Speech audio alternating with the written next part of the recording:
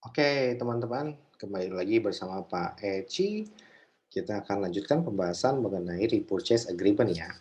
Oke, pertama kita akan bahas dulu. Apa sih yang dimaksud dengan repurchase agreement? Nah, repurchase agreement itu pada dasarnya adalah apa? Apabila ya, nah ini kontrak di mana entitas menjual suatu aset dan juga berjanji atau memiliki opsi ya untuk membeli kembali aset tersebut. Nah, artinya gini, contohnya A, ini B, gitu ya. Nah, A itu penjual, B itu pembeli gitu ya. Nah, ketika A jual ke B ya. Nah, ini apa namanya? Menjual 100 unit ya. Nah, jadi kita coba perhatikan dulu bedanya ya. Kalau misalkan yang retur itu ya, kalau retur dulu ya. Kalau retur itu isunya adalah di tahap kelima, yaitu kontrolnya itu tidak sepenuhnya beralih kepada pembeli. Ada sebagian kontrol yang dikembalikan berupa retur gitu ya. Sehingga yang diakui sebagai pendapatan hanyalah kontrol yang betul-betul tidak kita prediksi tidak akan yang sudah beralih, yang tidak akan diretur gitu ya. Seperti itu. Nah, kita bahas contoh timeline-nya dulu ya. Seperti ini. Oke. Nah, jadi pada dasarnya ada video saya. Dadah. Oke, jadi kita akan bahas. Ini retur dulu ya. Kalau retur misalkan 100 unit dijual dari A ke B. Nah, harga per unitnya adalah Rp 100 gitu ya. Nah, kemudian dari B itu pasti kalau misalkan retur, maka ada 3 yang dikembalikan. 3 kembalikan ya tentunya harganya juga 100 ya. Nah, seperti itu. Ini kalau retur ya. Nah, sehingga apa? Pada dasarnya ini selisihnya kan 97. Nah, 97 inilah yang boleh diakui sebagai sales oleh si A. Nah, itu retur. Isunya ada di langkah kelima tentang pengakuan pendapatan, tentang is all about control atau pengendalian, ya. Yang bisa dikendalikan hanyalah yang sudah berpindah kontrolnya kepada si pembeli hanyalah 97 produk, gitu ya. Sehingga 97 produklah yang diakui sebagai sales revenue. Itu kalau retur, ya. Kontrol oleh pembelinya yang sudah beralih sepenuhnya hanya 97. Nah, gitu ya. Nah, tetapi kalau repurchase agreement, ya, perhatikan nih, kalau repurchase agreement ini agak sedikit berbeda, ya. Kalau repurchase gitu ya, maka ketika penjual apa namanya, melakukan penjualan kepada si B seharga $100 per unit ya, maka di sejak awal kontrak diberitahukan bahwasanya nanti apa namanya, di masa yang akan datang, misalkan 1 bulan lagi, 2 bulan lagi, 1 tahun lagi gitu ya. Nah, itu si A akan membeli kembali barang yang sudah dijual ke si B, gitu ya. Berarti ketika dibeli kembali 100 akan balik gitu loh. 100 akan dibeli kembali gitu ya. Nah, tapi bukan pada harga ₹100 per produk, ya. Biasanya kalau reverse agreement itu di atas 100, misalkan 110 gitu ya. Nah, kayak gitu. Sehingga kalau kita totalkan yang ini itu adalah 10.000 gitu ya. Yang bawah ini dia akan membeli kembali dengan total harganya adalah 11 kali 100 ya, 11.000 ya, seperti itu. Nah, kayak gini ya, 11.000. Nah, seperti itu. Misalkan dibeli kembali, di masa yang akan datang ya, maksudnya dibeli kembalinya itu misalkan ya, 6 bulan kemudian 6 bulan kemudian. Nah, seperti itu. Ya udah berarti nanti pada 6 bulan setelah tanggal penjualan, dia akan membeli kembali dengan total harga sebesar 11.000, berapa nih? Kok 11.000 sih? Iya ya, 11.000 ya. Murah banget 11.000 ya.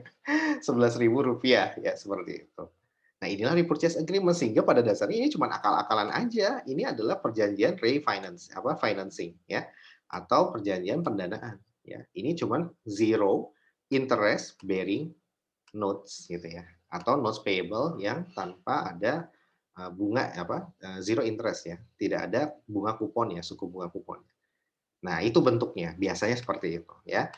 Oke, nah pada dasarnya sehingga kewajiban, eee, un itu ya, persetujuan itu kewajiban untuk membeli aset kembali ya. Nah, walaupun pelanggan mungkin memiliki kepemilikan si aset tersebut, tetapi pelanggan tidak bisa bebas menggunakan aset tersebut. Kenapa? Karena nanti akan dikembalikan kepada si penjual ya. Kalau barangnya udah dipakai bekas, nah penjual bisa ngamuk-ngamuk gitu. Nah, kayak gitu. Nah, oke, seperti itu jadi kondisi repurchase agreement. Nah, kemudian yang ketiga syarat sebagaimana mengacu PSA kedua-dua adalah jika entitas harus membeli kembali aset dengan jumlah yang sama, maka kontrak tersebut dicatat sebagai kontrak pendanaan. Nah, yang tadi saya sebutin ya, itu adalah kontrak financing. Nah, jadi selisih harga jual awal dengan harga beli kembali disebut interest expense. Nah, inilah yang saya maksud bahwa perjanjian repurchase agreement biasanya bentuknya adalah zero interest bearing notes payable. Ya. Nah, oke, sekarang kita akan lihat contohnya. Contohnya seperti ini, contoh PT Katulistiwa Dealer Peralatan menjual peralatan pada 1 Januari 2019 ke CV Golden. Ya, oke, kita gambar timeline ya. Ya, ini Katulistiwa, ini G, ya. Ini Golden. Oke. Nah, seharga 100.000. Oke, seharga 100.000 ya, 100.000. Gitu ya, 100.000. Kemudian pada tanggal 1 Januari ya. Nanti kalau kita bersihin timeline-nya gitu ya. Nah, oke, ini mungkin lebih baik saya gambar timeline aja kali ya, lebih enak. 1 Januari 2019. Ini adalah 100.000 gitu ya. Kemudian tanpa syarat ya. Kemudian pada tanggal 31 Desember 2020, nah berarti 1 Januari 2019.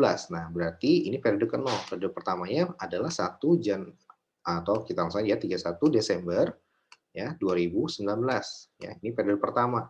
Periode keduanya adalah 31 Desember 2020 gitu ya. Nah, ini periode keduanya. Nah, pada tanggal 31 Desember dia akan membeli kembali dengan harga 121 pound sterling ya, 121.000. Nah, dari sini inilah yang dimaksud zero interest bearing notes ya.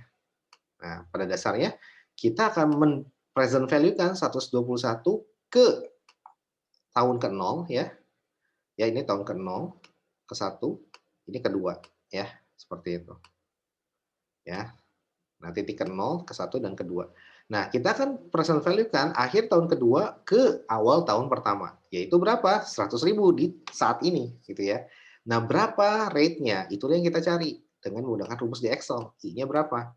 Nah, ini yang kita cari dengan rumus rate. Nah, dan udah dihitungin I-nya adalah 10% ya. Nah, seperti itu. Jadi kalau nanti di soal tidak dikasih tahu I-nya, ya kalian cari tahu sendiri ya dengan menggunakan rumus di Excel. Nah, artinya kalau ini kalau kondisinya kayak gini, maka isunya adalah di titik kelima. Artinya apa? Titik kelima itu is all about control, ya, kontrol. Jadi kapan kita mengakui pendapatan? Pada saat sudah berpindah kontrol atau kembali pengendalian atas aset dari penjual kepada pembeli.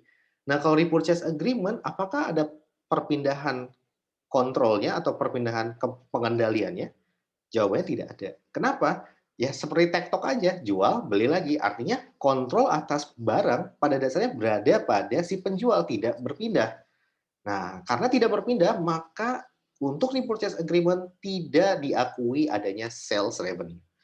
Ya, tidak ada sales revenue. That's why ini hanya perjanjian financing seperti biasa. Artinya ini perjanjian zero interest bearing notes payable. Maka ketika terjadi penjualan sebesar 100.000 kepada si pembeli dan dia adalah repurchase agreement, maka transaksi pada tanggal 1 Januari bukan tidak ada pengakuan sales revenue. Yang diakui apa? Yang diakui adalah zero interest bearing notes payable. Nah, kalau gitu jurnalnya seperti apa? Jurnalnya ada seperti ini, ya. 1 Januari langsung cash pada liability to golden atau notes payable bisa juga gitu ya. Pada tanggal 31 Desember kita akan mengakui amortisasi dari si pokok utangnya ya.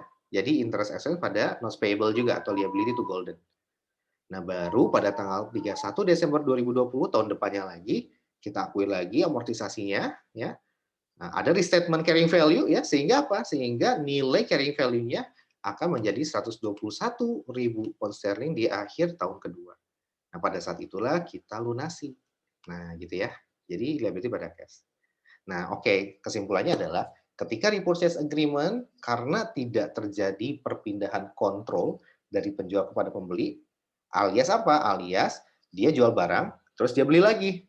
Kontrol atas barang tersebut tetap berada pada sisi penjual, tidak berpindah ke sisi pembeli.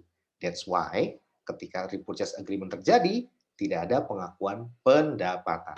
Nah, kalau retur gimana? Kalau retur mah tetap ada pengakuan pendapatan. Senilai berapa? Senilai barang yang kita prediksi tidak akan kena retur, gitu ya. Kalau di contoh sebelumnya 97 barang. Nah, 97 barang itulah yang akan kita akui sales revenue-nya berapa. Nah, jadi berbeda kalau retur mah ada, tapi tidak seluruhnya yang diakui ya. Yang kita prediksi tidak akan kena retur saja yang kita akui sales revenue-nya.